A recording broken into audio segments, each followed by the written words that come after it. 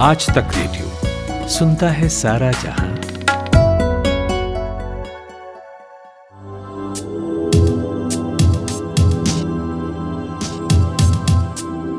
नमस्कार, ये है आज तक रेडियो का स्पेशल पॉडकास्ट कोरोना कवरेज। मेरा नाम है खुशबू।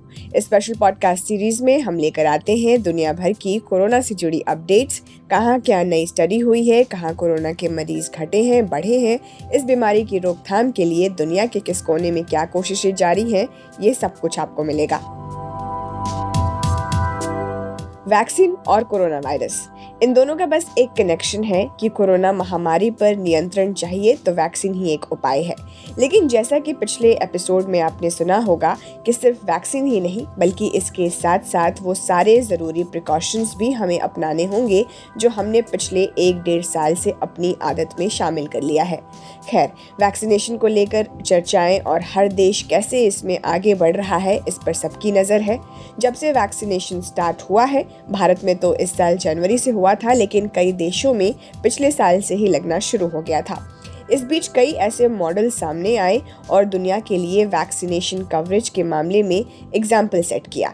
आपको याद होगा कि हमने इसी साल इजराइल के वैक्सीनेशन पॉलिसी के बारे में भी बात की थी और ये समझा था कि इतनी छोटी सी आबादी वाले देश से भारत या और भी कई देश क्या सीख सकते हैं वैक्सीनेशन के मामले में। हालांकि यहाँ वैक्सीनेशन की रफ्तार देखकर कुछ देशों ने इसकी आलोचना भी की थी और अब तो इजराइल वैक्सीनेशन के बावजूद भी एक नई क्राइसिस से गुजर रहा है। आज बात एक और ऐसे ही वैक्सीनेशन मॉडल पर जिसकी दुनिया भर में चर्चा है। वो देश है आइसलैंड। छोटा सा देश है, लेकिन यहाँ 96% महिलाओं और 16 साल या उससे ज़्यादा उम्र के 90% पुरुषों को कोविड-19 वैक्सीन की कम से कम एक डोज तो मिल गई है। यहाँ का वैक्सीनेशन कवरेज दुनिया में सबसे ज़्यादा है और फिर इसी की वजह से इन्हें जो सफलता मिली है संक्रमण के सिवियरिटी को रोकने में, वो वाकई इसे एक विशेष रूप से दिलचस्प जगह बनाती है। हालांकि आइसलैंड भी अभी पैंडेमिक की दोगुनी मार झेल रहा है डेल्टा वेरिएंट की वजह से। तो आज बात इसी मॉडल पर, इसके लिमिटेशन पर और लर्निंग्स पर। इसके लिए मैंने बात की यूके के नेशनल हेल्थ सर्विस में कार्यरत डॉक्टर अविरल वत्स से। तो डॉक्टर, अभी सबसे पहले आइसलैंड के वैक्सीनेशन सक्सेस पर बात करने से पहले एक बार अगर आप ये बताएं कि वहाँ वैक्सीनेशन का स्टेटस कैसा है करंट डेटा के मुताबिक। आइसलैंड की जो पॉपुलेशन की जो वैक्सीनेशन का डेटा है वो बहुत इंटरेस्टिंग है।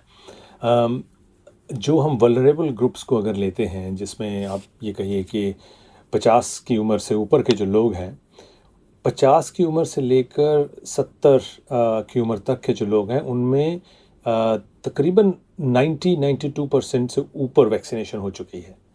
और जो 70 से ऊपर के लोग हैं, 70 से लेकर अभी 90 से ऊपर तक जो है, ये जो लोग हैं उनमें 99% से ज़्यादा डबल वैक्सीनेशन, फुल वैक्सीनेशन जो है वो हो चुकी है।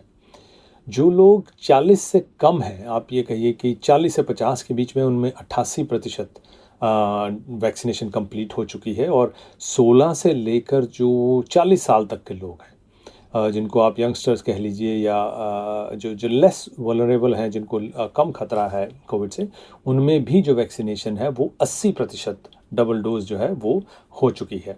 अब जो करंटली चल रही है वो 12 से 15 साल के बीच में जो हैं बच्चे, उनमें वैक्सीनेशन चल रही है और उनमें भी जो डबल वैक्सीनेशन है वो भी 3%, तकरीबन 3% के ऊपर हुई है। और सिंगल डोज जो है वो भी 16-17% को वो दी जा चुकी है। तो ये जो इनका रियल डेटा है उससे बिल्कुल क्लियर है कि उन्होंने और जो ओवरऑल हम देखें तो तकरीबन 73% के करीब या 71%, माफ़ कीजिएगा, 71% के करीब जो पॉपुलेशन है आइसलैंड की, वो फुली वैक्सीनेट हो चुकी है, उनमें दोनों डोज दी जा चुकी हैं। तो ये बहुत इंटरेस्टिंग इसलिए है क्योंकि जो हाईली वल्नरेबल ग्रुप्स हैं, जहाँ से ज़्यादा हॉस्पिटलाइजेशन और डेथ्स हुई हैं पैंडेमिक में, वो 90+ परसेंटेज डबल वैक्सीनेट हो चुके हैं। और भी ज़्यादा जो हैं 70 साल से ऊपर वाले, वो तो 98-99% लोग जो हैं वो कवर्ड हैं। इसके चलते उन्होंने मतलब जो इसके जो घातक असर हैं उनको काफ़ी हद तक आइसलैंड ने सेव कर लिया है। जी, डॉक्टर, आइसलैंड जहाँ मतलब 500 मिलियन पॉपुलेशन है, एक छोटा सा इंटरनेशनल एयरपोर्ट है, तो ऐसे में ये चौंकाने वाली बात तो नहीं लगती है कि इन्होंने वैक्सीनेशन कवरेज बहुत अच्छा किया था। लेकिन ये यूरोप का पहला देश भी बन गया है जहाँ कोविड को कंट्रोल कर लिया गया है। लेकिन अगर हम डॉक्टर डिटेल्स में जाएं तो आइलैंड के इस सक्सेस के पीछे जो है क्या वजह रही हैं? ऐसा उन्होंने क्या अलग किया जो बाकी देश नहीं कर पाए हैं? बिल्कुल, ये आइसलैंड जो है उसकी भी पॉपुलेशन जैसे आपने कहा 500 मिलियन से भी थोड़ी कम ही है, और वहाँ का जो मेन बिजनेस भी टूरिज़्म है जिसके बेस पे देश चलता है। उन्होंने जो बेसिक्स थे पैंडेमिक के उनको बहुत स्ट्रिक्टली फॉलो किया। तो शुरू से ही उन्होंने जैसे ही पहले केसेस आए तो उन्होंने इसकी एक तरह की जीनोमिक सीक्वेंसिंग बहुत जल्दी शुरू कर दी थी। एक प्राइवेट कंपनी है जो वैसे तो यूएस की है लेकिन उसका बेस आइसलैंड में है, और वो पिछले तकरीबन 20 साल से जेनेटिक टेस्टिंग कर रहे हैं आइसलैंडिक पॉपुलेशन की, और बहुत ही अच्छे किस्म का जो डेटा है वहाँ से निकल कर आ रहा है। तो उन्होंने पूरी की पूरी जो फैसिलिटी थी वो गवर्नमेंट के साथ मिलकर जीनोमिक सीक्वेंसिंग और डिटेक्शन और इवन टेस्टिंग के पीछे लगा दी। और तब ये हाल था कि पिछले साल ही अक्टूबर तक उन्होंने तकरीबन 55% जो पॉपुलेशन है एंटायर पॉपुलेशन वो उन्होंने स्क्रीन कर चुके थे कोविड के साथ, और उसका जो वास्ट मेजॉरिटी है उसकी जीनोमिक सीक्वेंसिंग हो गई थी। तो जो साइंस है पैंडेमिक की उसमें उन्होंने हेविली इन्वेस्ट किया और उसमें उन्होंने बहुत बढ़िया काम किए। आइसलैंड की ही रिसर्च से सारी दुनिया को पता चला कि जो तकरीबन काफ़ी मात्रा में जो केसेस हैं वो एसिम्प्टोमेटिक हो सकते हैं।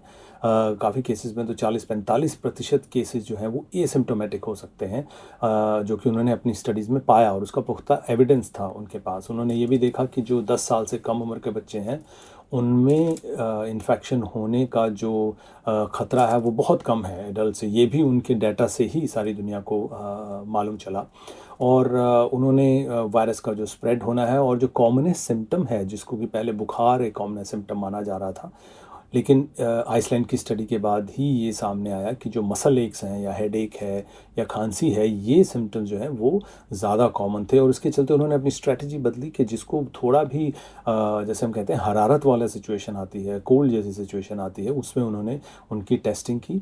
और टेस्टिंग भी ऐसा था कि अगर किसी को थोड़ा भी शक है वो ऑनलाइन अपना टेस्टिंग बुक करवाए, अपने फ़ोन पे बारकोड आता है, वो आप जाके खुद स्वैब दीजिए और वो बारकोड प्रिंट करके वहीं पे सैंपल दे दीजिए, और आपको वैसे तो 24 घंटे का मैक्सिमम टाइम था लेकिन 4-5 घंटे में रिज़ल्ट आ जाता था। उसके बाद उन्होंने ट्रेसिंग बहुत बढ़िया लेवल की, मतलब कभी भी थोड़ी सी भी सर्ज होती थी तो वो उसके जो आगे फैलने वाली जो पाथ होता था वायरस का, उसको वो ट्रेस करते थे और आइसोलेट कर लेते थे। तो ये जो बेसिक स्टेप्स थे उन्होंने बहुत स्ट्रिक्टली फॉलो किए, और देश को भी खोल लिया था। बड़ी जल्दी ही उन्होंने देश को खोल लिया और वहाँ पे वेव्स भी आई। लेकिन जैसा मैंने कहा, और उन्होंने आप देखिए कि 500 मिलियन से भी कम की पॉपुलेशन ने पूरी दुनिया को वायरस की जो पैंडेमिक के दौरान जिस तरह के वो चल रही है उसका जो हार्ड कोर डाटा वो प्रोवाइड किया। ये बहुत ही बढ़िया अचीवमेंट रही, और साथ में अपनी कंट्री में डेथ्स को उन्होंने बहुत लिमिट किया इसी के चलते। और अपना जो उनका मेन बिजनेस टूरिज़्म वगैरह था उसको भी उन्होंने काफ़ी मतलब चलने दिया। उनको लॉकडाउन जो थे वो ऐसा सच उनको करने नहीं पड़े। तो ये जो चीज़ें थी उन्होंने बाकी देशों से काफ़ी अलग की कि उन्होंने साइंस बेस्ड अप्रोच लेकर और उसको 100% गवर्नमेंट के साथ मिलकर उसको इम्प्लीमेंट किया, और लोगों ने भी उस चीज़ का अच्छा साथ दिया। जी।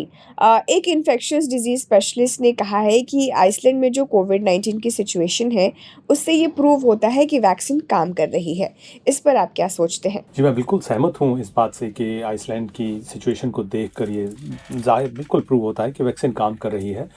इसके बल्कि ये भी मैं मेंशन कर दूं कि जब अभी जो करंट वेव हो रही है या निकल रही है आइसलैंड में, उसमें केसेस जो हैं वो पुरानी 2 वेव से सबसे ज़्यादा हैं डिस्पाइट ऑल दिस वैक्सीनेशन। और ये जो बात थी, ये एंटी वैक्सर्स कम्युनिटी है, उन्होंने इस बात को बहुत भुनाया। बल्कि यूएस के जो फॉक्स न्यूज़ चैनल है उसके मेन स्ट्रीम चैनल्स पर आकर लोगों ने बोला कि ये शायद वैक्सीनेशन के कारण इतनी बड़ी वेव आ रही है, जो कि बिल्कुल ही गलत साबित हुआ। क्योंकि वैक्सीनेशन के चलते इन्फेक्शन जो ये डेल्टा वेरिएंट है, ये इसकी जो स्प्रेड है वो बहुत जगह बहुत ज़्यादा हो रहा है, हम सारी दुनिया में देख रहे हैं, यही आइसलैंड में भी हुआ। लेकिन जो लोग ज़्यादा हॉस्पिटलाइज हो रहे हैं या जिनकी मौत हो रही है वो लार्जली अनवैक्सीनेटेड ग्रुप जो है, जो यंगर पॉपुलेशन है वहाँ की या हॉस्पिटलाइज है, वो यंगर पॉपुलेशन है। जो जिनमें डबल डोज वैक्सीनेशन हो चुकी है वो तो हॉस्पिटलाइज मतलब बिल्कुल ना के बराबर हो रहे हैं आइसलैंड में, और डेथ्स तो बिल्कुल नहीं हैं। तो ये बिल्कुल क्लियरली जाहिर करता है कि जब आपकी 2 डोजेज़ की वैक्सीनेशन हो चुकी है तब आपका जो सीवियर डिजीज़ और डेथ से जो बचाव है वो बहुत बढ़िया है, और बजाय इसके कि आपने 1 डोज़ ली है या आपने कोई भी डोज़ नहीं ली है, जब बिल्कुल टोटली अनवैक्सीनेटेड है तब खतरा बहुत ज़्यादा है। और ये जो आइसलैंड का जो डेटा है, हालांकि वहाँ पे जो केसेस हैं वो अभी 3-4 हज़ार ही हैं, लेकिन शायद उससे भी कम है, 2800 के करीब है अभी करंटली। लेकिन फिर भी जो अगर हम परसेंटेजेस में देखें तो ये क्लियर होता है कि वैक्सीनेशन सेव्स या prevents from severe disease and death. और ये डेल्टा वेरिएंट का जो डेटा है उसके मुताबिक हमने क्लियर कट उसमें पाया है, जो कि फिर से पूरी दुनिया के लिए बहुत ही अच्छी खबर है। और एडिशनली वो ये भी देख रहे हैं कि जो जॉनसन एंड जॉनसन वाली जो वैक्सीन थी उसकी वो बूस्टर डोज भी दे रहे हैं अपनी पॉपुलेशन को, तो उसका भी जो डेटा होगा उससे भी हमें और ज़्यादा इन्फॉर्मेशन मिलेगी वैक्सीनेशन और वायरस के बिहेवियर के बारे में। तो डेफिनेटली आइसलैंड के डाटा से क्लियर होता है कि वैक्सीनेशन जो है वो काम कर रही है। और डॉक्टर, आइसलैंड का टूरिज्म जो है पैंडेमिक के दौरान बहुत फेमस रहा, जैसे कि आपने मेंशन भी किया था कि आइसलैंड का टूरिज़्म बहुत फेमस है, और बाकी देशों में टूरिज़्म ही सबसे ज़्यादा इफ़ेक्ट हुआ है, जो कि एक बहुत बड़ा इकोनॉमिकल फैक्टर भी है। तो आइसलैंड का क्या अप्रोच रहा है टूरिज़्म को पैंडेमिक के दौरान वापस लाने का? बिल्कुल सही कहा आपने कि टूरिज़्म वहाँ की बहुत इम्पॉर्टेंट, क्या द मोस्ट इम्पॉर्टेंट इंडस्ट्री है। बल्कि जैसा कि उनको शुरू में ही समझ आ गया था कि अगर वो लॉकडाउन कंप्लीट बंद कर देते हैं न्यूजीलैंड की तरह फॉर एग्जांपल, तो वो बैंकरप्ट हो जाएंगे, उनका इतना बुरा हाल होगा। तो उसी के चलते उन्होंने शुरू से ही वायरस से 2 कदम आगे रहने की बात सोची। जैसे मैंने कहा, genomic sequencing, contact tracing, testing, isolation, quarantine, इन सब पे बिल्कुल क्लियर कट स्ट्रेटजीज रखी, लोगों को बताया, रिसोर्सेज अवेलेबल करवाए। और जो बाहर से आने वाले थे बहुत जल्दी ही उन्होंने पिछले साल ही आई थिंक जून जुलाई में ही शायद उन्होंने देश को खोल दिया था।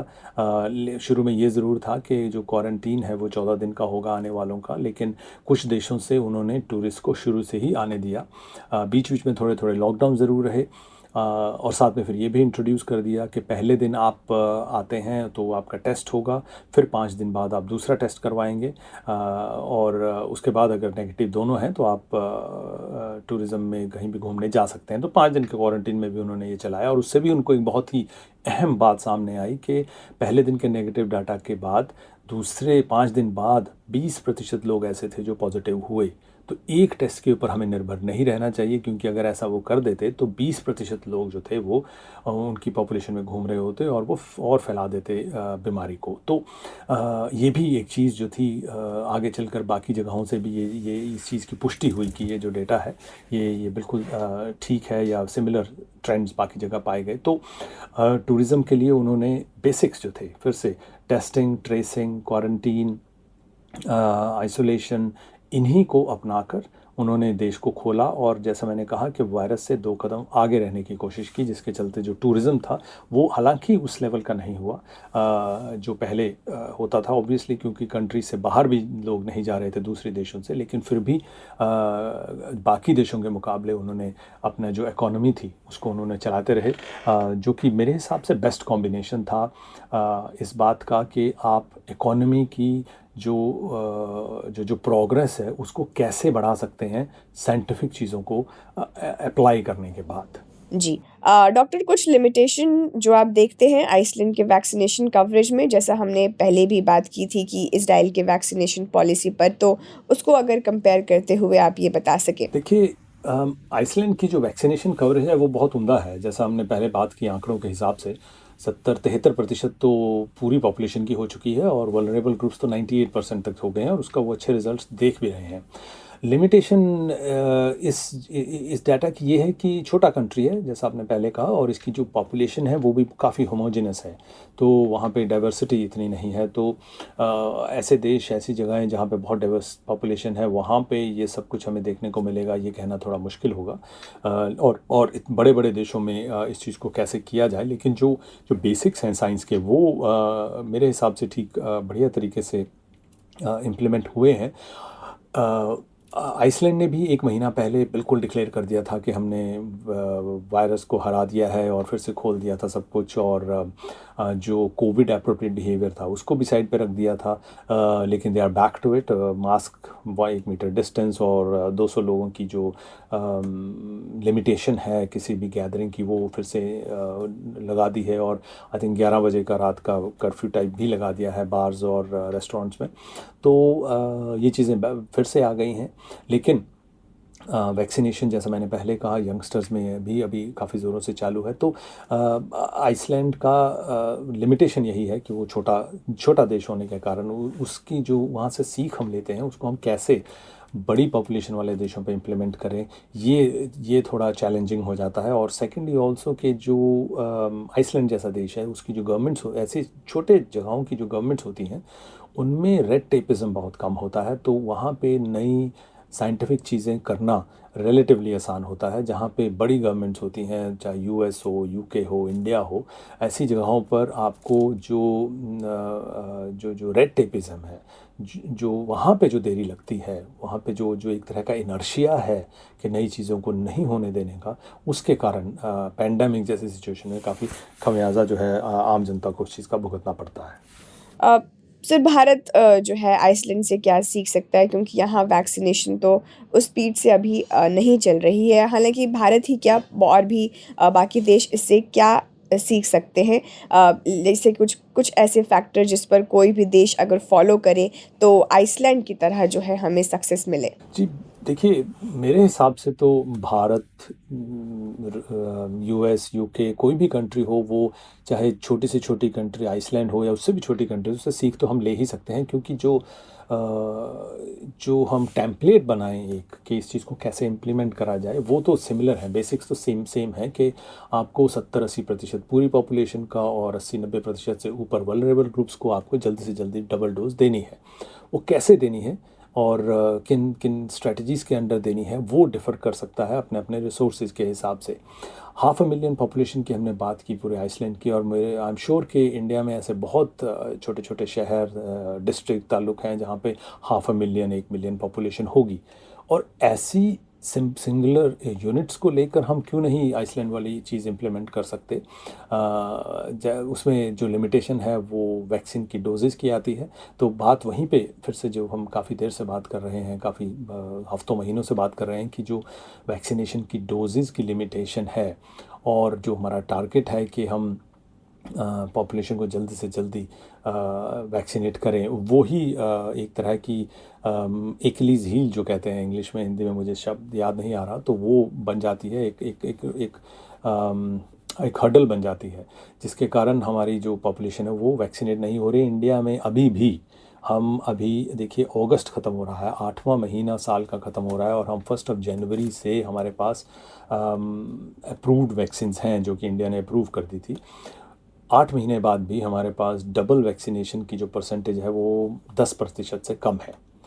आइसलैंड में पॉपुलेशन कम है, उसका मतलब ये भी है कि वैक्सीन लगाने वाले हाथ भी उतने ही कम होते हैं। और वहाँ पे जैसा आपने कहा, एक एयरपोर्ट है तो हॉस्पिटल्स भी बहुत ज़्यादा नहीं होंगे। तो उसी लेवल का अगर हम इंडिया की बात करें तो इंडिया में लगाने वाले हाथ भी बहुत होते हैं। मतलब जो वर्कफोर्स है वो होती है, और उसमें अगर इन्वेस्ट ठीक तरीके से किया जाए, उनको मोबिलाइज ठीक तरीके से किया जाए, अगर जहाँ हो प्राइवेट पब्लिक पार्टनरशिप को साथ में लिया जाए, अगर वो प्रोडक्टिव हो, just not for the sake of it. जैसे आइसलैंड में जीनोमिक सीक्वेंसिंग और टेस्टिंग में उन्होंने लिया, सारी रिस्पॉन्सिबिलिटी जो थी प्राइवेट उन्होंने ले ली थी।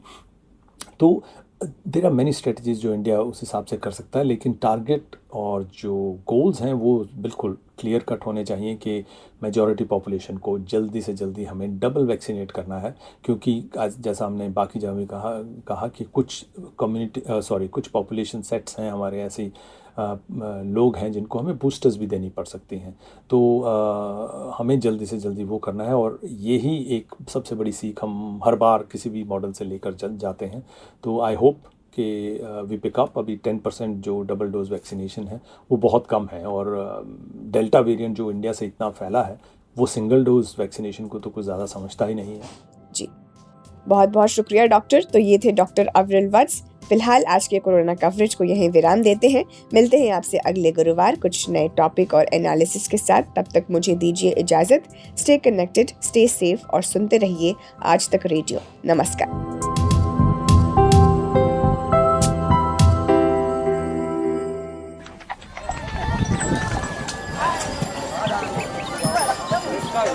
ऐसा है, खेल इस बात का है ये नहीं कि आप कितना कमाते हैं, खेल गुरु इस बात का है कि आप कितना बचाते हो।